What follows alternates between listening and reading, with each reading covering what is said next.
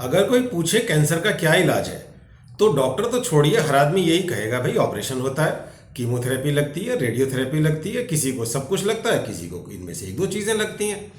लेकिन 21 नवंबर 2024 को भूतपूर्व सांसद नवजोत सिंह सिद्धू जी ने कहा कि उनकी पत्नी का कैंसर ठीक हो गया। और ये किस चीज़ से ठीक हुआ?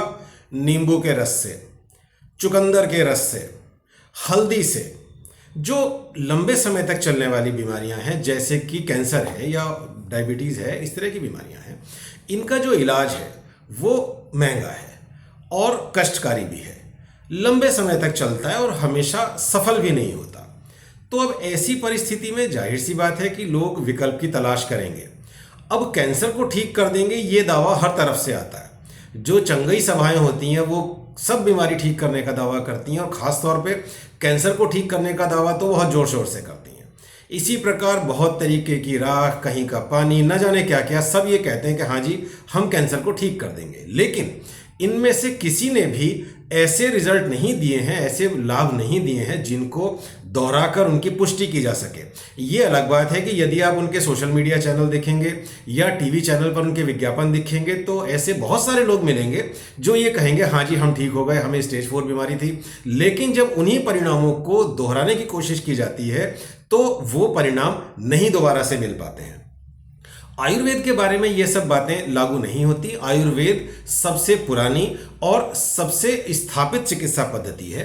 दुर्भाग्य से बाजार में बहुत सारी ऐसी चीज़ें आयुर्वेद के नाम पर बिकती हैं जिनका वास्तविकता में आयुर्वेद से कुछ लेना देना नहीं है।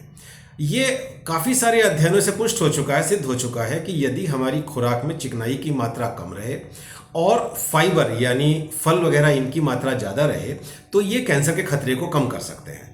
जिन लोगों में कैंसर हो चुका है उनमें भी कैंसर के लौट के आने के खतरे को अपने खान पान पर ध्यान देकर कम किया जा सकता है। लेकिन यदि किसी को कैंसर हो गया तो मसाले अलग अलग तरह के या ये फलों का रस इससे कितना ठीक हो पाएगा, इसके बारे में जो लोगों की मान्यता है, जो उनके मत हैं, वो अलग अलग हैं।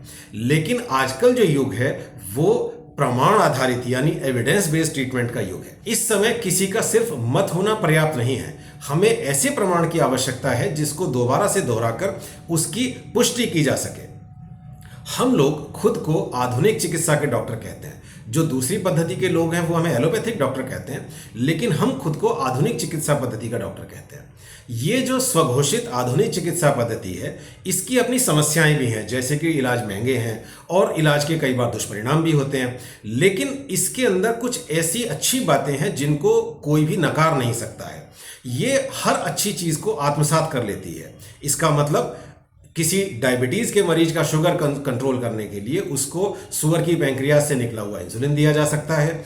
मलेरिया को ठीक करने के लिए चाइनीज़ जड़ी बूटियों से बनी दवाई दी जा सकती है, और कुत्ते के काटने के इलाज के लिए रिकॉम्बिनेंट एंटीबॉडीज़ भी दी जा सकती हैं। दूसरी तरफ जो दूसरी पद्धतियां हैं जिन्हें ऑल्टरनेटिव सिस्टम ऑफ मेडिसिन कहते हैं, ज़्यादातर मामलों में उन्होंने दीर्घकालिक शोध के द्वारा अपने परिणामों को प्रमाणित नहीं किया है। मेरी कैंसर की सारी training Tata memorial hospital Mumbai की है, तो जो मेरा पेरेंट हॉस्पिटल है टाटा मेमोरियल हॉस्पिटल, उसने ये बड़ा स्पष्ट कर दिया कि जो प्रमाणित चिकित्सा है उससे विचलित होना बहुत खतरनाक हो सकता है। जो टाटा मेमोरियल हॉस्पिटल के डायरेक्टर हैं उनको ये बात इतनी गंभीर लगी कि उन्होंने अपना संदेश हिंदी और अंग्रेजी दोनों में अलग अलग दिया है, और अपने संदेश में उन्होंने ये स्पष्ट किया है कि जो आपके परिवारजन हैं वो बहुत मूल्यवान हैं और उनको किसी भी ऐसी पद्धति के लिए भेजना जिसके कि जो इलाज के परिणाम हैं वो स्थापित नहीं है, बहुत खतरनाक हो सकता है। मजे की बात यह है कि सिद्धू जी ने खुद बाद में ये स्पष्ट कर दिया कि उनकी पत्नी को ये नींबू का रस और चुकंदर के रस के अलावा जो स्टैंडर्ड ट्रीटमेंट है कीमोथेरेपी वगैरह वो भी चला है। लेकिन जो उनका स्पष्टीकरण था, जो खंडन था, ये क्योंकि मसालेदार नहीं था, इसलिए जाहिर सी बात है कि मीडिया ने इसको उछाला नहीं, इसको दबा दिया। जब कोई वक्तव्य आया तो उसकी प्रतिक्रियाएं भी आई। जो टाटा मेमोरियल अस्पताल के डायरेक्टर साहब की जो प्रतिक्रिया है वो एक सत्य को बता रही थी और नॉन कन्फ्रंटेशनल थी, किसी को चैलेंज नहीं कर रही थी, लेकिन कुछ ओवर रिएक्शन भी आए। अब सिद्धू जी ने जो कहा वो वक्तव्य इतना खतरनाक तो नहीं था कि उसके लिए 850 करोड़ का लीगल नोटिस भेज दिया जाए। ये ओवर रिएक्शन है। अब हम मुख्य प्रश्न पर आते हैं कि ये जो दावा है ये कितना सत्य हो सकता है कि नींबू का रस, चुकंदर का रस, हल्दी, इन सब चीज़ों ने कैंसर को ठीक कर दिया।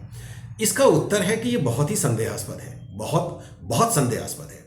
आयुर्वेद मुख्य रूप से एक स्वास्थ्य आधारित चिकित्सा पद्धति है, जबकि आधुनिक चिकित्सा रोग आधारित है, रोग केंद्रित है। जो मसाले और जड़ी बूटियां हैं जैसे कि अश्वगंधा है, हल्दी है और दूसरी चीज़ें हैं, इनकी उपयोगिता चाइनीज़ कोरोना वायरस की महामारी के समय पूरे देश ने समझी है। लेकिन तब भी किसी को कैंसर होने के बाद उस कैंसर को ठीक कर पाने में ये कितने उपयोगी हैं, ये इन्होंने अभी तक किसी अध्ययन में सिद्ध नहीं किया है। इसलिए जो आपका स्टैंडर्ड उपचार है उसके साथ में इन सबको लेना चाहिए स्वास्थ्य वर्धक के रूप में, इम्यूनिटी वर्धक के रूप में। याद रहे, आपके जो परिवारजन हैं वो किसी भी खतरनाक प्रयोग को करने के लिए बहुत कीमती हैं, उन पर कोई खतरनाक प्रयोग ना करें। मैं जो चिकित्सा जगत के लोग हैं उनको भी ये आग्रह करना चाहूँगा कि इसको मेरी चिकित्सा पद्धति और तुम्हारी चिकित्सा पद्धति इस तरह की बहस ना बनाएं। आयुर्वेद और आधुनिक चिकित्सा पद्धति दोनों मानव जाति की भलाई के लिए हैं, इसलिए इन दोनों को एक साथ जुड़कर मिलकर इस प्रकार प्रयोग करना चाहिए जिससे कि मनुष्य को, मानव जाति को अधिक से अधिक स्वास्थ्य लाभ मिल सके। जनता के लिए यही संदेश है कि जो चिकित्सा सिद्ध हो चुकी है, जिस चिकित्सा ने अपनी उपयोगिता सिद्ध की है, उसी से जुड़े रहें, इधर उधर ना भटकें।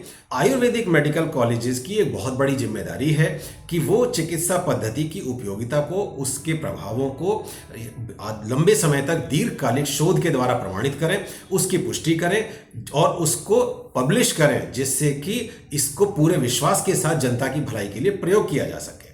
अब बात आती है सिद्धू जी के क्लेम की। सिद्धू जी एक लोकसभा सांसद रहे हैं, एक राजनीतिज्ञ हैं और बहुत समय से राजनीति में नहीं थे, उनके बारे में कोई बात नहीं कर रहा था। अब ये एक वक्तव्य आने के बाद सब लोग उनके बारे में बात कर रहे हैं। इसको शायद एक अटेंशन सीकिंग स्टेटमेंट से ज़्यादा कुछ नहीं कहा जा सकता।